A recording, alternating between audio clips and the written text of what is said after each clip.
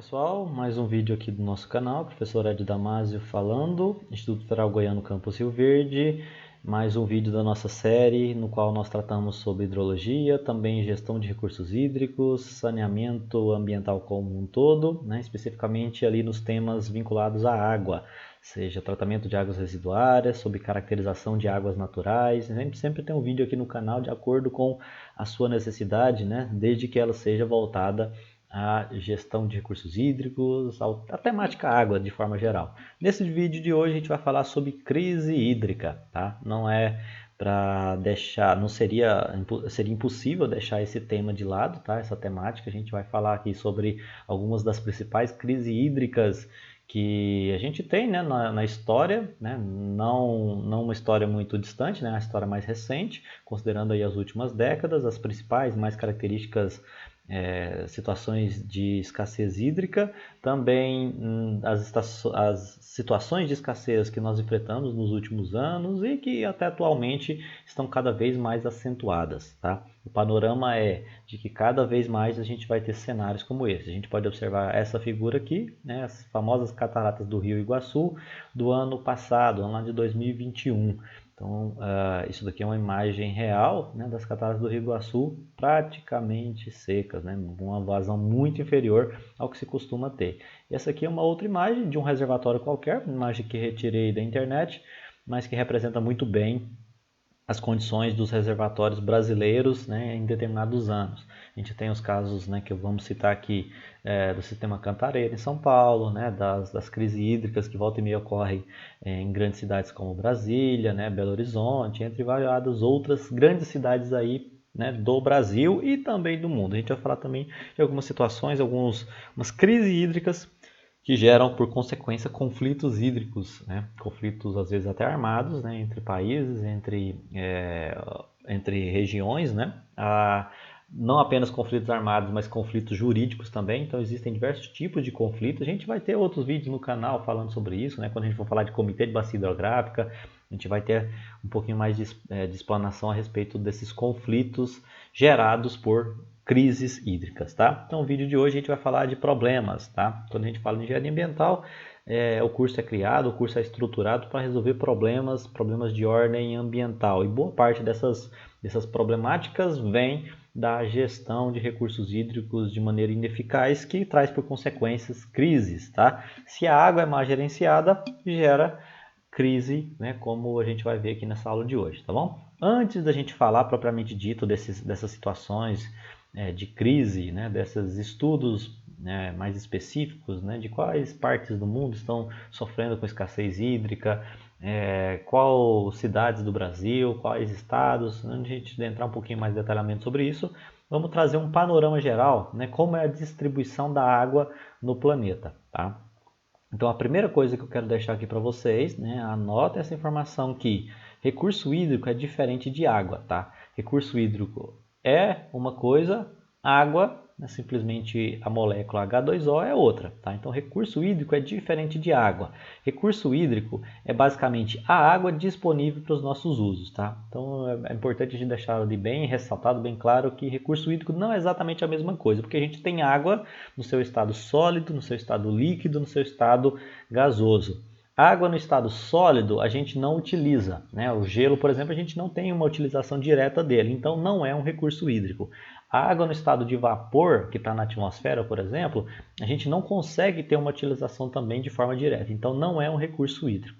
Só é caracterizado recurso hídrico aquela água que está em seu estado, em suas características e de fácil acesso para os nossos usos, tá? A gente tem aqui demarcado, em todo esse gráfico aqui, indicando o que é recurso hídrico, porque tudo isso daqui que a gente está mostrando é água, tá? Para a gente pegar, por exemplo, todo o planeta Terra, que é essa primeira parte aqui, essa primeira indicaçãozinha aqui. Isso daqui nos mostra o que, pessoal? Que praticamente toda a superfície do planeta ela é coberta por água, A gente sabe que 75% da superfície do planeta é coberta por água. E dessa grande quantidade de água que se tem no planeta, quase 98% é água salgada, tá? Então a gente tem ali os oceanos cobrindo 97,5% de toda a água disponível, para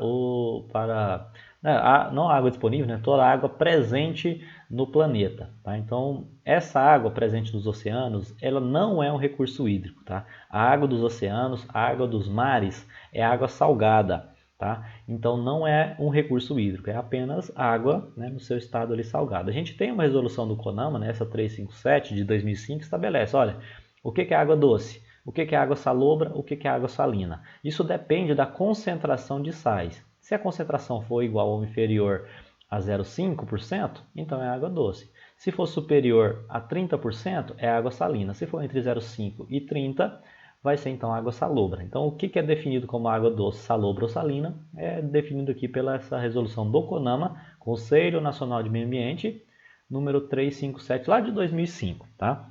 Então, em resumo, né, de toda a água disponível do planeta, nós temos 97,5%, né, quase 98% de água salgada, uma água que a gente não faz uso. Se você beber água do mar, você vai morrer, vai passar mal, no mínimo. Né? Se você irrigar uma determinada cultura com água do oceano, também a planta vai morrer, devido aos elevados níveis de salinidade. As células, né, as nossas células, sejam de origem animal ou vegetal, não suportam tais concentrações salinas. Ou seja, a gente só tem, de todo o planeta Terra, apenas 2,5% da água disponível no jeito que a gente gosta, né? A água doce, com concentração salina bem baixa, 0,5%. Então, se a gente pegar essa água doce, né, e separar um pedacinho ali dela, ali, ó, de toda a água do planeta, a gente separa só a água doce. E vamos analisar só o que a gente tem água doce aqui no planeta. A gente gera então essa repartição aqui um pouco maior. De toda essa água doce que se tem no planeta, tá? Que é 2,5% do total, a gente tem o quê? Desse 2,5% desse total, a gente tem que quase 70% está no formato sólido, formato de geleiras. Então, se a gente tem pouca água doce no planeta, a maior parte dessa água doce está na forma de geleiras, tá? A água no estado sólido. Então, não tem como a gente utilizar, não é um recurso hídrico propriamente dito, porque a água na geleira, lá na Antártida, no Alasca, né, na Groenlândia, ela está no formato sólido que não tem como a gente ir lá derreter ela e trazer aqui para o Brasil ou levar para um outro continente mais próximo. A água ela não tem viabilidade para ser utilizada, então as geleiras, a água no estado sólido não é um recurso hídrico, tá? E aí a gente tem também aqui em vermelho aqui, ó, água no solo, né, congelado. Isso aqui é uma pequena parcela, 0,8%, mais para regiões ali de climas árticos, né? Então tem uma água ali dentro no solo que geralmente é congelado, não se aplica no caso do Brasil. Mas então, né, onde é que a gente tem água de recurso hídrico? Dessa água doce que tem no mundo, a gente tem que 30% está mais ou menos lá no compartimento subterrâneo, tá? Na forma de aquíferos. Então, boa parte da água do nosso planeta ela está ali na forma de aquíferos. 70% quase é geleira, 30% água subterrânea. Então, sobra só 0,4% ali, ó, dividido entre superfície e atmosfera. A água que vocês veem ali, né, pegando essa parte aqui de baixo, na forma de lagos, né, de rios, é uma pequena parcela. É só 0,4%, na verdade menos do que isso, né? Do 2,5%. Então, a quantidade de água que vocês veem, né, quando observam um lago, quando observam um rio, é uma quantidade ínfima, muito, mas muito pequena, tá? Muito, mas muito pequena mesmo, tá? Se a gente pegar, pessoal, essa água doce aqui, ó, né, a água doce, que está na superfície e na atmosfera, esse 0,4%, e ainda fizer uma repartição, né, dividir nessa última parte aqui do gráfico, a gente vai observar, né, que boa parte dela está na forma de lagos e de rios, sendo que outra parcela está na atmosfera, está na forma de umidade do solo, está na presença ali junto a animais e plantas, né, no nosso corpo, na nossa constituição, tem água, tá? Mas o que é disponível para a gente? Rios e lagos. Tá, então, se a gente fizer ali uma observação geral, a água que a gente observa nos rios, nos lagos e nos aquíferos é uma quantidade muito, mas muito pequena do total de água que tem disponível no mundo. Tá? A concentração, a quantidade de água doce disponível no planeta, ela é bastante limitada. Alguns países têm mais água, como por exemplo o Brasil, se a gente observar aqui, ó, falando de água doce, em termos de reserva mundial, Brasil e Rússia são os dois principais países no mundo que têm mais reserva de água doce. Né? A gente pega Brasil, Rússia ali, ó, e aí os outros principais, né, Canadá, Estados Unidos e China, somando tudo isso daí, ó, dá quase metade da água doce disponível no planeta, sendo o Brasil o principal, tá? Mais de 13% da reserva de água doce do planeta está aqui no Brasil, né? Mas propriamente dito no Brasil, a gente também sofre com bastante problemas de escassez hídrica, igual a gente vai ver aqui nos próximos slides, tá? A gente sempre ouve falar dos problemas de abastecimento lá no Nordeste, né, as elevadas, né, crises hídricas, secas que perduram no Nordeste por vários e vários anos, né, no semiárido nordestino. Na região Sudeste a gente tem também muito problema de abastecimento.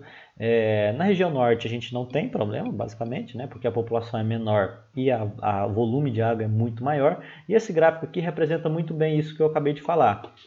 A gente tem aqui no azul mais claro a quantidade de recursos hídricos. Veja aqui que, por exemplo, na região norte, onde tem a bacia do Rio Amazonas, né, que é a maior bacia hidrográfica do mundo, ela contempla mais ou menos, né, 70% de toda a água do Brasil. Então, mais ou menos 70% da água do Brasil está lá na região amazônica. Enquanto que o centro-oeste fica ali em segundo lugar, né, com mais ou menos 15%. A gente tem em terceiro lugar a região sul, Sudeste e Nordeste. Então, fazendo aqui uma análise decrescente, né, onde mais tem água é o Norte, depois Centro-Oeste, Sul, Sudeste e Nordeste. Nordeste é onde menos tem água disponível, seja na forma superficial, seja na forma subterrânea, né, em todo o Brasil. E aí, se a gente analisar, né, essa terceira linha aqui, ó, essa terceira indicação aqui, um azul mais escuro, é a população.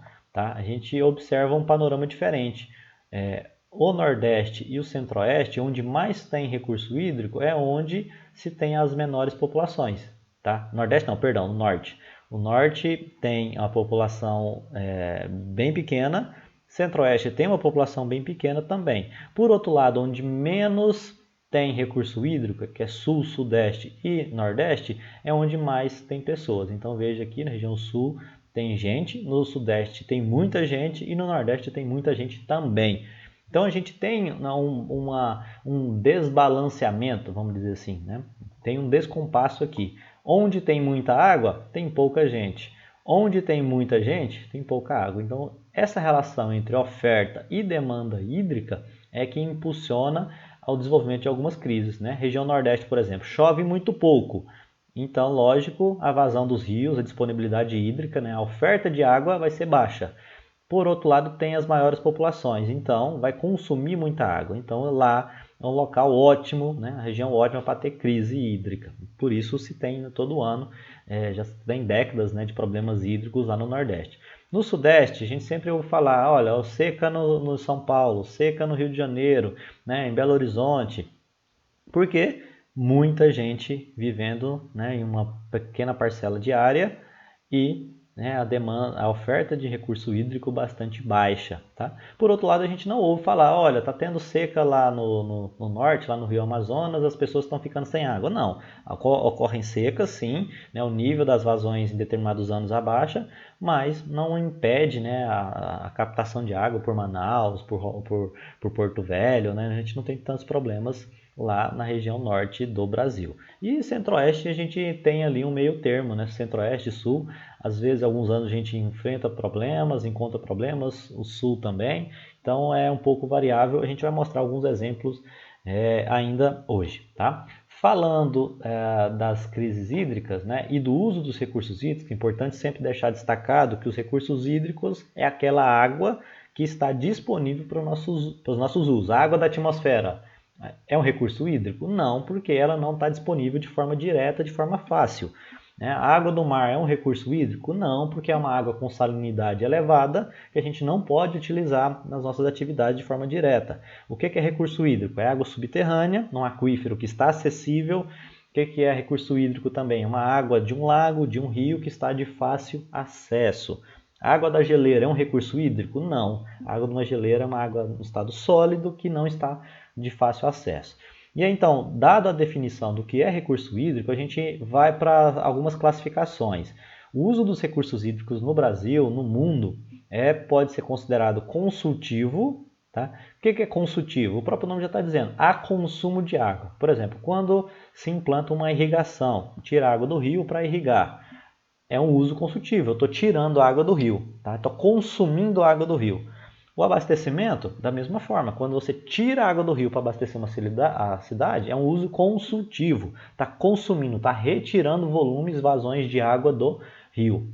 Por outro lado, quando o uso é não consultivo, você usa o recurso hídrico, porém sem consumi-lo, tá? O caso da navegação, quando um barco está navegando pelo rio, ele não está tirando volume de água, não está alterando a vazão do rio. Mesma forma quando se constrói uma barragem ali, porque aspecto paisagístico, né, de lazer, é também o uso não consultivo. Você não está alterando o volume do corpo hídrico. Então tem essa classificação, uso consultivo e não consultivo. Além disso, dado os usos dos recursos hídricos, tem-se como consequência alterações na qualidade, né? Quando eu uso uma água ali, né, para abastecimento e lanço esgoto no rio, né, uso o rio para lançar esgoto, uma forma ali de dispersão e afastamento do esgoto, altera-se o oxigênio dissolvido do rio. Lançou esgoto, o oxigênio do rio abaixa, eleva a matéria orgânica, eleva o conteúdo de coliformes totais ou termotolerantes. Então, a qualidade dos corpos hídricos são alteradas de acordo com os usos. E também a quantidade, né, quando você tem reduções na vazão. Retirei água para irrigar, então vai consumir água, né? As atividades consultivas geram reduções de vazão. Então eu posso modificar um rio, né, em suas condições naturais, do ponto de vista de qualidade e de quantidade. Tá? E aqui a gente já começa então a falar de alguns casos de crises hídricas aí pelo mundo. O mais famoso deles, que vocês vão encontrar na literatura, todo livro que vocês pegarem aí, estiver falando sobre crise ambiental, crise hídrica, vai falar do Mar de Aral. Né? Esse Mar de Aral, ele é um mar que ele é uma bacia endorreica, tá? Não é uma bacia exorreica. O que é uma bacia endorreica? A gente tem alguns vídeos lá atrás falando sobre isso. É uma bacia hidrográfica que está dentro do continente e os rios vão desaguando nesse mar. É um mar? Sim, é um mar. Então aqui tem água salgada, tá? Então aqui tem água salgada. Só que seus afluentes, quem está contribuindo para ele, tem os dois afluentes aqui principais, tá? Que é o Seridaia e o Amudarya, né? Os nomes meio esquisitos. Dois dos principais rios são esses daqui que alimentam. Então o que acontece? Olha, por ser uma bacia hidrográfica endorreica, os rios, né, vão escorrendo, né, vão escoando até chegar nesse mar, né, lá em Aral, né, no Uzbequistão, antiga União Soviética. E aí o Amudarya também. O que acontece? Né? O balanço hídrico aqui tem vazões de água chegando, tem precipitação chegando e perdas por evaporação. Então, ao longo dos anos, a tendência era se manter constante, né, todo esse volume de água aqui do Mar de Aral. E aí o que se desenvolvia aqui no Mar de Aral? Desenvolvia pesca, né, desenvolvia muitas atividades aqui, porque tinha algumas cidades aqui na volta, né, no entorno aqui do corpo hídrico, desculpe, né, desse mar, principalmente atividades de pesca. Tinha-se vários e vários vilarejos aqui. Só que o que aconteceu? Ao longo dos anos, né, com as ações da União Soviética, né, principalmente na época realmente da União Soviética, da Guerra Fria, esses corpos hídricos principais, né, o Sirdarya e o Amudarya, eles eram bastante utilizados, por ser de água doce, bastante utilizados para a irrigação da plantação de algodão. Então, você tinha uma plantação de algodão aqui, outra aqui, né, vários e vários sistemas de irrigação nas margens desses dois corpos hídricos que faziam a captação dessa água para irrigar essas lavouras. Tá? Só que era tanta água, mas tanta água, mas tanta água que era utilizada que o volume, né, da água que chegava aqui no Mar de Aral, que antigamente era equilibrado, né, o que chegava aqui na forma de escoamento e precipitação era igual ao que evaporava. Só que o balanço começou a não ser mais equilibrado. Passou-se a chegar menos água, cada vez menos água aqui no Mar de Aral, e esse mar começou a secar. Hoje a gente tem imagens como essa daqui, ó, que antigamente era um mar, foi seco pelas atividades humanas. Se vocês observarem aqui, ó, 1970, o mar, imagem de satélite, essa daqui, 1970 ele tinha essa área, tá? E hoje a gente tem essa outra área. Tá? Tudo isso por conta do uso exacerbado dos afluentes hídricos, né, desse mar. Tá? O mar, então lembrando, o mar é salgado, mas esses dois afluentes é água doce. A água doce foi retirada para atividade de irrigação de algodão E aí, o que a gente tem hoje? O que se gerou de consequências? Né? Mais de 90% de perda do volume do mar. Então ele chegou nessas condições que vocês podem observar. Houve também elevada contaminação do solo com pesticidas, né? Por ser uma atividade que demanda bastante pesticida, a plantação de algodão, né? Se você caminhar por aqui hoje, existem diversos documentários aí no YouTube, vocês podem pesquisar sobre o Mar de Aral, que vocês vão ver que esse solo aqui, essa região, né? Tanto hoje virou um deserto e está totalmente contaminada, né? Altas concentrações ali de pesticidas. Se você faz uma viagem aqui por essa região, tem pesticidas ali persistentes até hoje, né? Provavelmente você vai respirar, né, algum deles. Então, assim, é uma área que se tornou totalmente improdutiva, a área secou, não tem mais atividade de algodão, até porque esses rios eles diminuíram muito as suas vazões, e aí, né, proporcionou-se todo esse impacto ambiental. Isso gera o quê? Além do próprio impacto ambiental, né, de você não ter mais peixe nesse rio, quem antigamente, né, pescava peixe aqui, já não pesca mais, né? Então você tem perdas econômicas, você reduziu a atividade da pesca, você não tem mais peixe, então é uma perda ambiental, você não tem mais um corpo hídrico que flui, né, em concentrações consideráveis, em vazões consideráveis para aquele exutório da bacia, né, no caso o mar. Então você tem muitas perdas ambientais. E além das ambientais, né, a gente já falou também sobre as perdas econômicas. Deixou de haver turismo aqui na região, deixou de haver pesca, a maioria da galera aqui se mudou porque a área basicamente tornou improdutiva. Esse é o caso mais clássico de destruição ambiental, né, ao longo do último século. Como que a atividade humana, como que o ser humano conseguiu destruir, né, um mar, secar o mar, dadas as suas atividades econômicas. E situações parecidas como essa estão acontecendo hoje. Né? O Lago Titicaca, onde a gente já falou sobre ele um pouquinho nessa série de vídeos, né? Quando a gente fala de caracterização de bacia hidrográfica, o Lago Titicaca tem uma condição parecida como essa, tá? Só que o lago ele é de água doce, né? Então as atividades agrícolas ali cada vez mais intensas na bacia hidrográfica estão reduzindo o volume desse lago, tá? E aí a gente tem, né, deixo aí para vocês consultarem depois outros materiais para falar sobre o lago, sobre o Mar de Aral, né, e outros detalhes que vocês vão encontrar, tá bom? Além disso, trazendo aqui, né, eu falei do Mar de Aral porque ele é o mais clássico na literatura, né, de desastres ambientais, porém a gente tem, né, os nossos problemas caseiros, né, falando aqui do Brasil. A gente tem o Sistema Cantareiro, Sistema Cantareiro que abastece a cidade de São Paulo e algumas regiões metropolitanas lá, ao todo ali 9 milhões de pessoas, né, gente para chuchu, é muito, mas muita gente. Então uma elevada demanda de água para abastecimento. Abastecimento humano, tá? E aí os problemas ambientais voltados ali ao Cantareiros foram mais acentuados lá no ano 2015, 2016, 2017, mas volta e meia, todo ano, né, os níveis dos reservatórios ficam lá bem baixinhos. Então você digitar ali hoje no Google mesmo, né? A gente está lá, estou gravando esse vídeo aqui no mês de julho, época de seca, você pode digitar aí no Google crise hídrica Cantareira, tá? Você vai ver que os níveis do reservatório estão lá baixíssimos, baixíssimos. Se ficar mais 3, 4, 5, 6 meses sem chover, consideravelmente, vai começar a se falar em racionamento de água. Tá? Então, o sistema Cantareira, vocês podem ter certeza que é um sistema que vocês vão ouvir muito falar, todo ano você pode, se você for ali da região de São Paulo, né, ou mesmo de outros estados, vocês vão sempre ouvir falar, olha, o sistema Cantareira está com nível baixo, o sistema Cantareira está no nível tal. Lá nos anos 2016, 2015, né, dado a elevada demanda, dado os baixos índices pluviométricos e principalmente a má gestão hídrica, por que eu falo principalmente má gestão hídrica? Porque se você vai perguntar lá para o governador de São Paulo, para o prefeito lá de São Paulo, por que o Cantareira está nessa situação? Ele vai falar, simplesmente é por conta de São Pedro, né, por conta ali que não choveu. Ou então outro vai falar, porque a gente tem muitas pessoas para abastecer. Realmente, a questão da oferta de água, né, pelos índices pluviométricos e pela demanda de água pela população, esse balanço não bate muito bem, né? Porque a gente às vezes chove muito pouco e tem uma demanda de água pela população muito grande. Realmente a conta não fecha.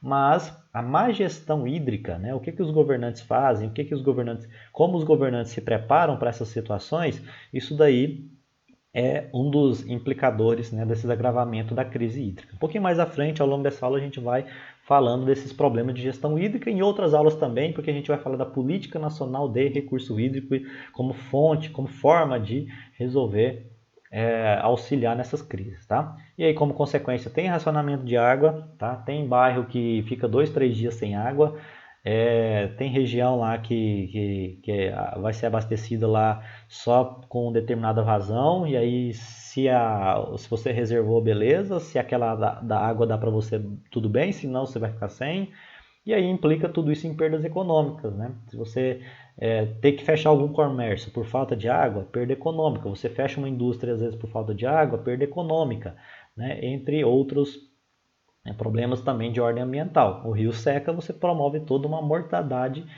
dos seres vivos que ali estão. Tá? Então esse é um sistema, um problema bem clássico, né, dos últimos anos. De igual forma foi lá no Distrito Federal.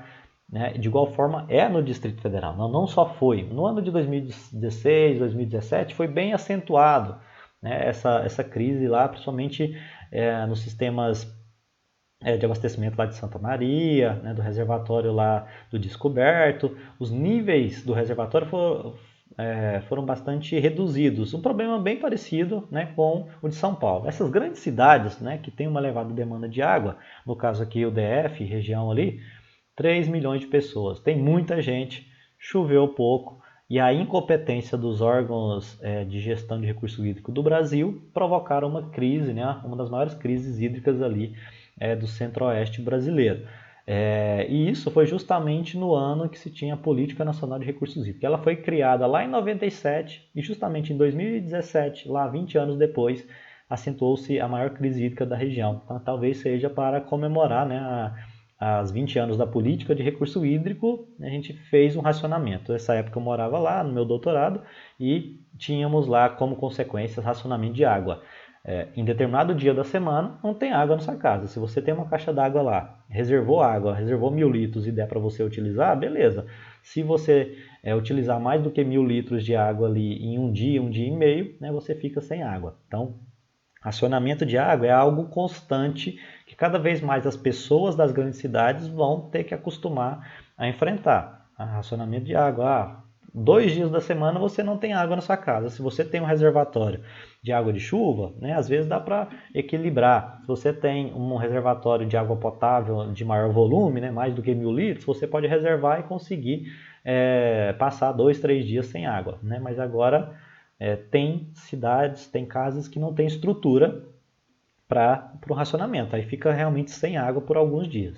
E aí também nós temos as perdas econômicas da mesma forma lá de São Paulo, isso é no Rio de Janeiro, no Distrito Federal, Belo Horizonte, nas grandes cidades do Brasil. Afunilando aqui, trazendo os problemas hídricos para mais próximo aqui de quem mora em Goiás, né? A gente já falou lá do Mar de Aral, na Ásia, falou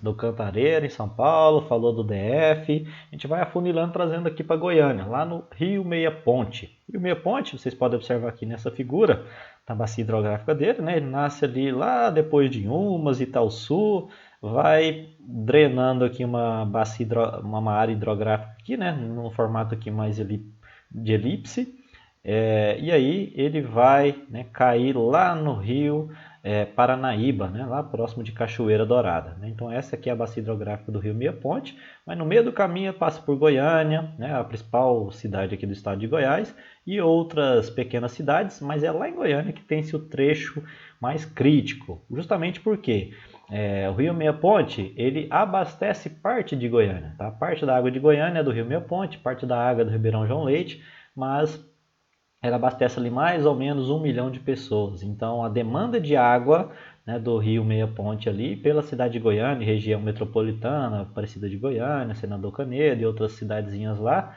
em torno, é de mais ou menos ali 1 milhão de pessoas. É muita gente também, né? Não tão quanto São Paulo, né, Rio de Janeiro, Belo Horizonte, mas é uma demanda bastante elevada. Tá? Então Goiânia vai lá, capta a água do rio Meia Ponte, utiliza, né, nas suas atividades, né, basicamente atividades urbanas, né, abastecimento da população, e aí, como agradecimento ao rio, lança o esgoto, né, suas águas residuárias nesse rio Meia Ponte, logo logo lá no finalzinho da cidade, tá? Então, esse rio Meia Ponte, ele é utilizado para abastecer a cidade, mas é utilizado também como fonte de lançamento, de dispersão de esgoto, esgoto sanitário e esgoto industrial. Tá? Então, dado isso, né, a gente tem muitas consequências. Né? A gente tem consequências econômicas, consequências ambientais, racionamento de água, conflitos hídricos. Que esse córrego, esse rio Meia Ponte é o rio mais sacrificado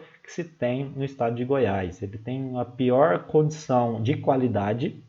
E quando se lança esgoto sanitário, você tem uma qualidade muito baixa do corpo hídrico. Tem lançamento de águas residuárias industriais, tem matadouros, frigoríficos.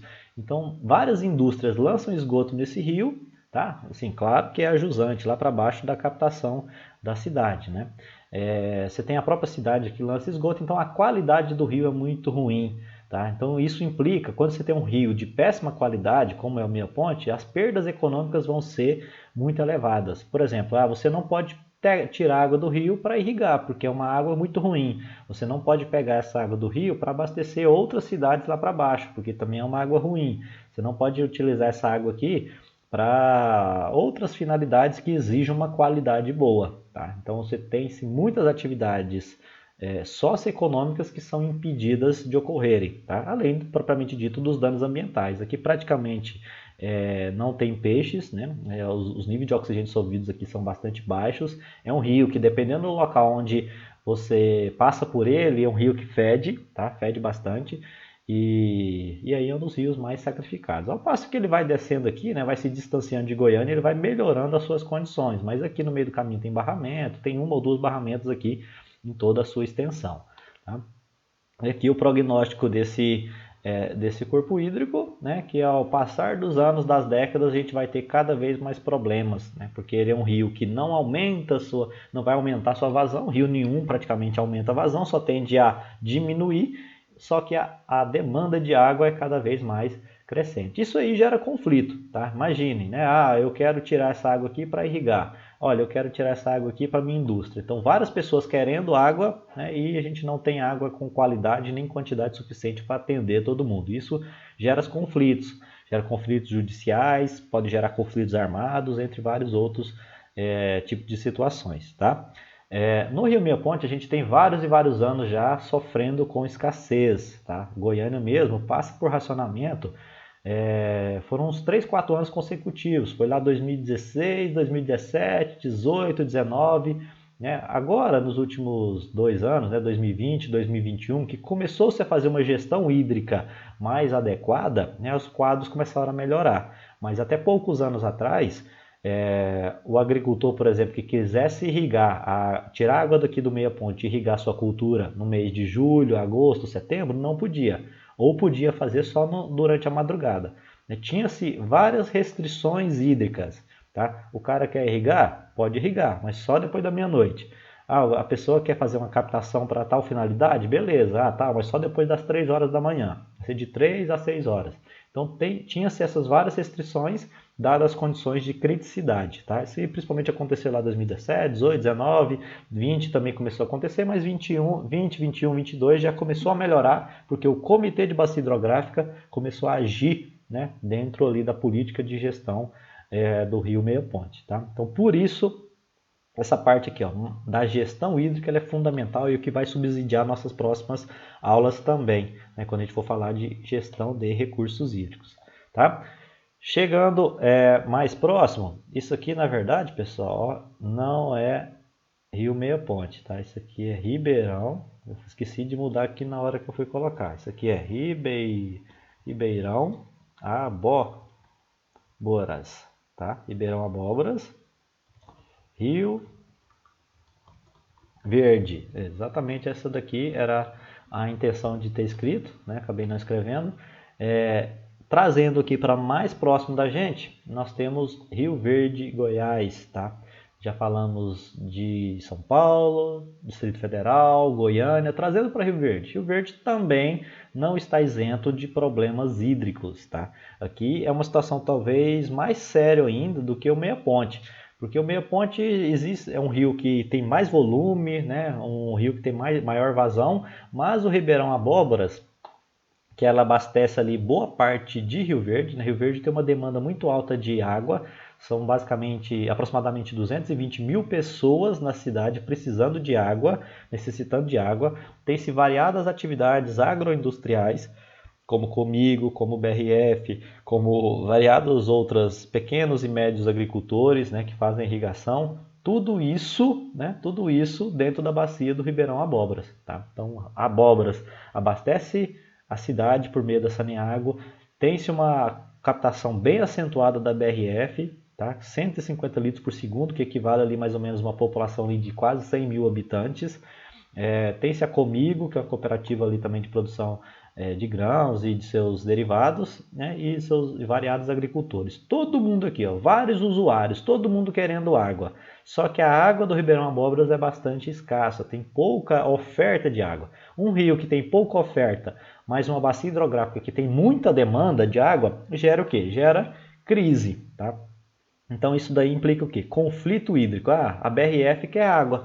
Mas a Saneago também quer. Mas a Comigo também quer. Mas os agricultores também querem. Isso daqui gera todo um processo judicial, né, que gera-se conflitos jurídicos, podem gerar conflitos armados também, né, porque ninguém tem coragem de entrar numa fazenda de um agricultor que fala, olha, você não pode tirar essa água aí se você está trabalhando de forma ilegal. Né? Você provavelmente vai tomar algumas advertências, pode tomar até um tiro lá mesmo. Então, gera-se conflitos e eu não estou exagerando, isso daí realmente acontece bastante.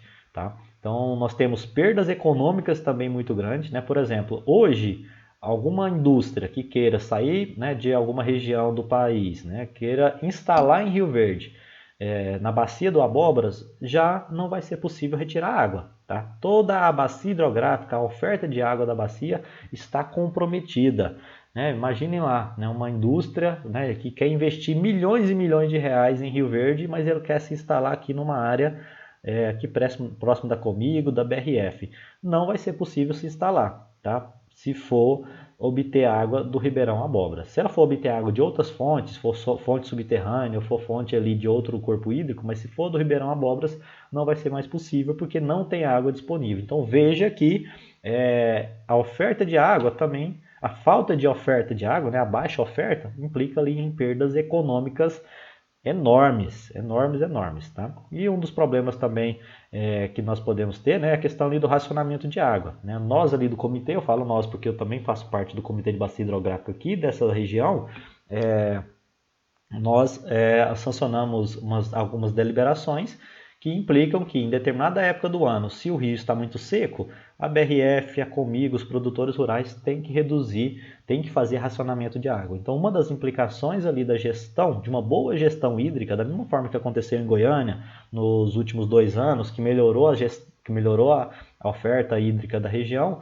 é justamente isso. Tá? Se tem uma crise, a gente vai ter que infligir, né, ter que atuar para melhorar as condições ali, né? E às vezes é necessário através do racionamento, tá? E aí é um corpo hídrico que também tem bastante poluição, porque logo abaixo aqui, ó, Saneago, logo abaixo aqui da captação da Saneago, a própria BRF já faz lançamento de esgoto, entre outras atividades aqui também se faz a disposição de águas residuárias, tá? Não é tão poluído como o Rio Meia Ponte, tá? Mas ele tem uma determinada condição de poluição logo aqui abaixo também. Tá? Então aqui no Ribeirão Abóboras tem muito conflito. Chega julho, chega agosto, chega setembro, Saneago fica super preocupada, BRF, Comigo, agricultores, porque a água deles pode secar. Né?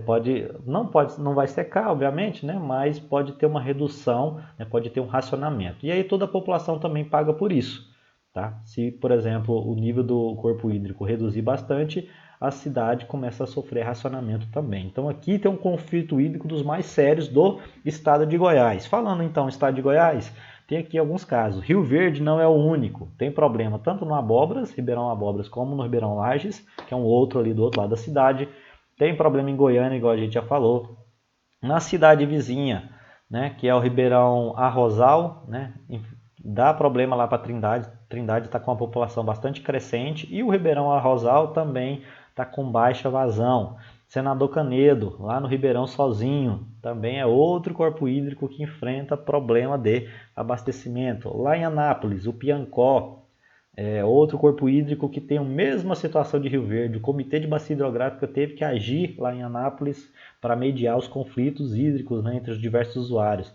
Lá em Cristalina tem o São Marcos, que é outro que sofre com muitos problemas. E aqui mais embaixo eu não coloquei, mas tem o Catalão também, na cidade de Catalão, esqueci o nome do corpo hídrico lá, que também volta e meia sofre com problemas de escassez. Então perceba que não são crises pontuais, são crises que cada vez mais vão se acentuando, vão aumentando em quantidade, vão aumentando em extensão, ao passo que as cidades vão aumentando e que menos chuva cada vez mais ocorre, a gente tem cada vez mais crises, tá?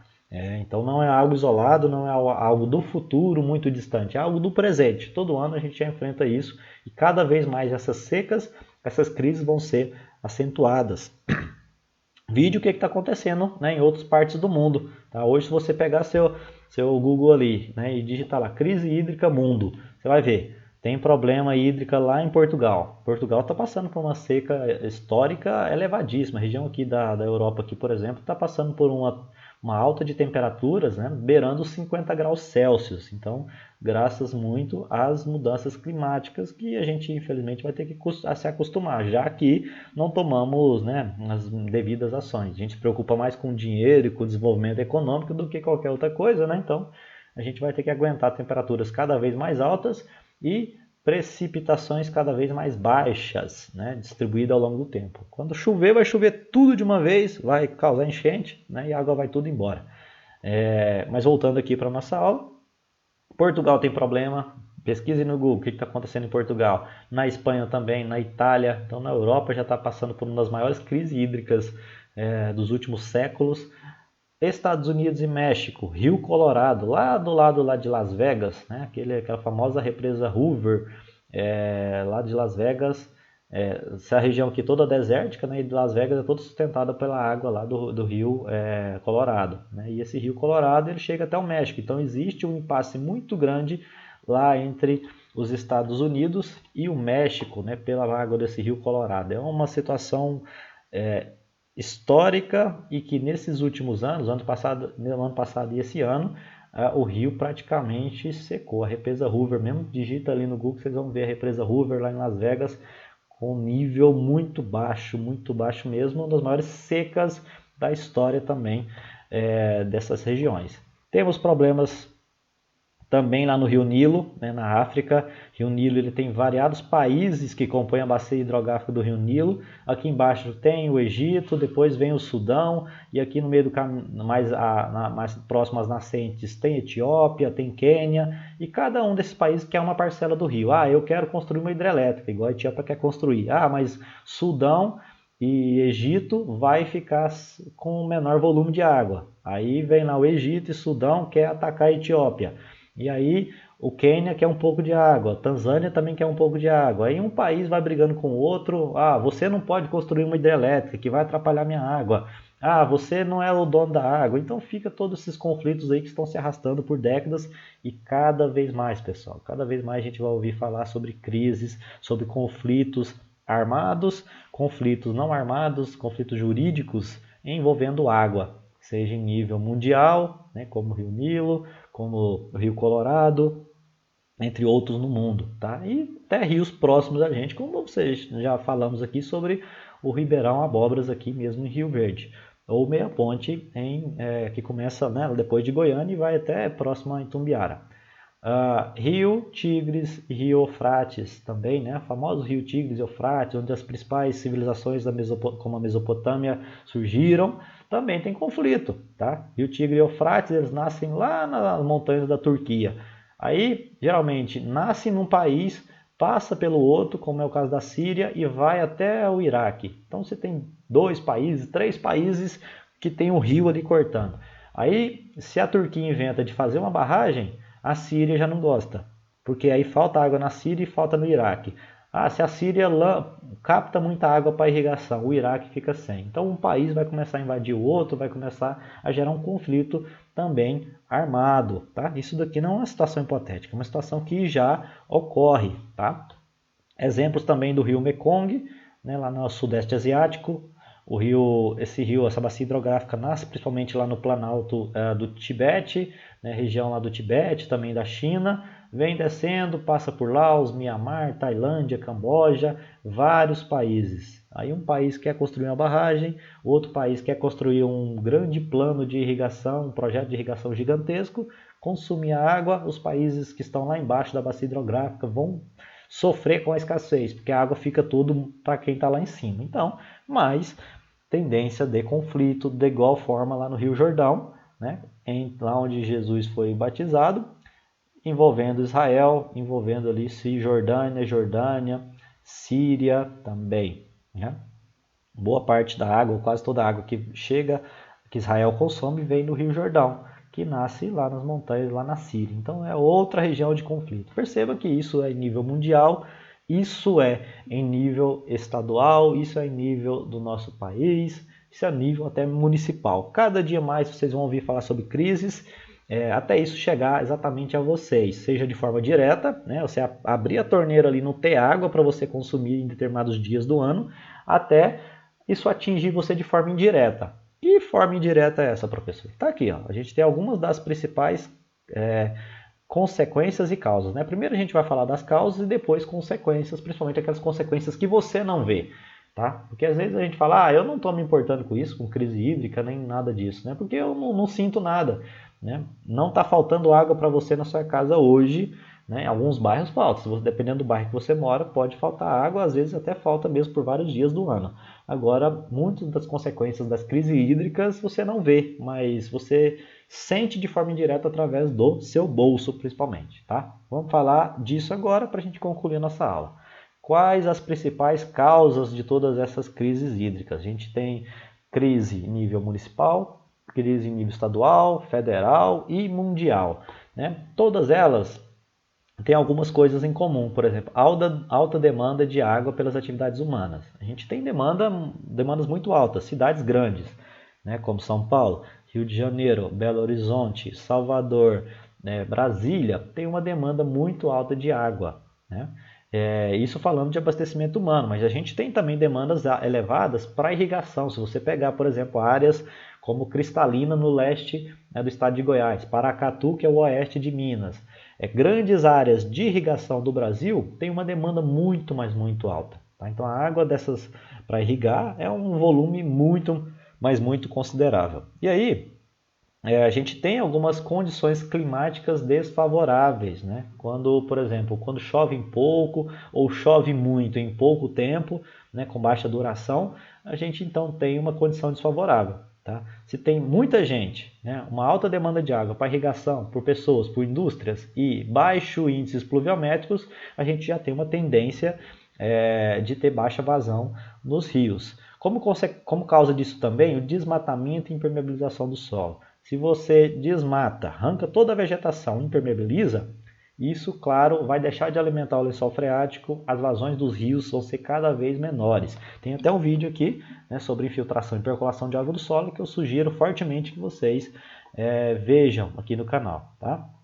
Outro problema muito sério são esses dois últimos, né, outros dois, é o baixo investimento em obras de segurança hídrica. Tá? Os governantes não tem muito interesse, né, em criar reservatórios, bacias de retenção, sistemas de captação mais eficientes, investir em tecnologias, porque dadas as condições que a gente tem que enfrentar realmente problemas hídricos, a gente precisa de investimentos, como o sistema de transposição de água, né, que se tem lá no Rio São Francisco, é uma opção, construção de alguns reservatórios, bacias de retenção, aproveitamentos de água de chuva, vários e vários sistemas. Tecnologia tem, sistemas para tentar mitigar um pouco desses problemas nós temos, só que necessita-se investimento municipal, federal, estadual, né, em todos os níveis.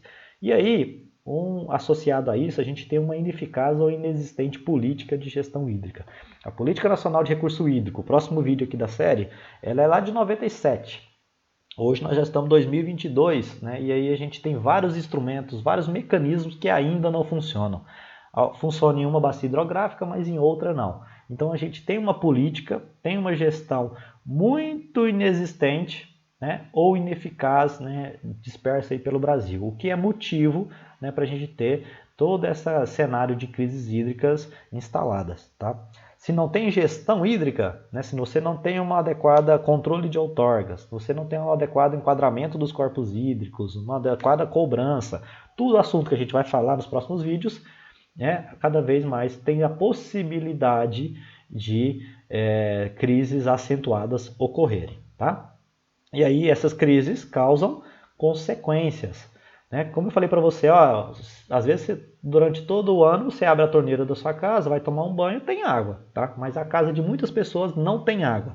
Ah, professor, não me importa para a casa das pessoas, né? Eu estou preocupado comigo mesmo. Então, saiba você que boa parte dos preços, né, de alimentos que você consome vem de acordo com a oferta hídrica. Se tem um ano que chove melhor, produz mais alimento, então o preço do alimento é mais baixo. Se tem um ano que não chove, né, consideravelmente, você tem uma produção de alimentos mais baixa, então vai ter uma alta do preço dos alimentos e outros produtos que dependem de irrigação. Da mesma forma que o preço de água e energia também pode oscilar, tá? Cada vez menos água, o preço da água vai subir, porque as companhias de saneamento vão gastar mais com bombeamento, vai ter que efetivar um tratamento melhor, vai ter custos diversos. E também a questão da energia, tá? Porque boa parte da nossa matriz energética é de hidrelétrica. Como, por exemplo, o ano passado, o ano retrasado, a gente entrou sempre, né? Quase todo ano a gente entra na tal bandeira vermelha. O que é a bandeira vermelha? Bandeira vermelha é quando as hidrelétricas não conseguem suprir as nossas demandas, né, de energia elétrica, e aí a gente tem que ligar as termoelétricas. Termoelétrica é por carvão, é por outros combustíveis, principalmente de origem fóssil, que aí eleva o custo da produção de energia, ou seja, você vai pagar. Se tem crise hídrica, você está pagando mais por água, pagando mais por energia, pagando mais por alimento, tá? E aí gera-se todo o setor produtivo, né, diversas perdas econômicas. A gente tem muita redução das perdas, perda de alimento, perda de energia e por aí vai. Racionamento de água e energia a gente já falou muito, é uma consequência muito séria que afeta principalmente os pobres. Quem tem mais condição financeira geralmente não tem tantos impactos. A pessoa, né, vai furar um poço em casa, né, vai montar um sistema de aproveitamento de água de chuva, vai montar, né, vai ter lá painel fotovoltaico. Então, geralmente, quem é mais rico, melhor condição, não sofre. Pobre é que, como sempre, se lasca, né? E, claro, aumento dos conflitos pelo uso dos recursos hídricos. Quanto mais crise hídrica, mais conflito. Vai ter fazendeiro matando fazendeiro, vai ter dono de indústria processando a prefeitura, vai ter prefeitura, né, brigando contra fazendeiro, e tudo isso vai ter um país invadindo o outro, né? Eu falo que vai ter porque são condições futuras, porém, né, muitos disso a gente já observa hoje, como a gente já relatou aqui na aula desse momento, né, na aula que nós estamos falando. Muitos conflitos, alguns desses armados, alguns desses apenas conflitos jurídicos. E aí uma outra implicação, nós podemos destacar, é maior exploração da água subterrânea. Ah, beleza, eu furo um poço lá em casa. Aí o vizinho ali pensa da mesma forma, fura um poço. O vizinho de cima fura um poço. Cada vez mais exploração de água subterrânea. As indústrias não podem captar do rio, fura um poço. O que vai acontecer? Daqui 10, 20 anos, essa água subterrânea que deveria ser a nossa reserva, né, nossa poupança, você está gastando a poupança. Daqui 10, 20 anos não vai ter água subterrânea. Né? Daqui 5 anos, um poço que dava água ali com 5 metros vai precisar de 10, vai precisar de 15, vai chegar num momento que nem água subterrânea vai ter. E aí, né, aí quando se gasta a poupança, não tem mais alternativa, né? Aí a crise hídrica está instaurada, né? E aí as consequências são mais graves ainda do que essas citadas aqui. Aí é racionamento de água mesmo. Aí cada vez mais será necessário investir em tratamento de esgoto. Você vai ter que tratar o esgoto e utilizar o próprio esgoto na sua própria residência, né? Claro que é um cenário bem mais distante, mas que não é apenas hipotético, é bastante real, tá bom? Então a gente termina esse vídeo aqui falando que nós vamos começar a falar da Política Nacional de Recurso Hídrico. O que a política, o que a gestão pode fazer para minimizar essas crises hídricas? Realmente a política existe, ela é ineficiente, ela está no papel apenas, né? Ela é boa, ela é ruim, precisa de melhorias. A gente vai ver que tudo isso, vai ver tudo isso aí a partir dessa próxima aula, tá bom? Agradeço a atenção e até mais.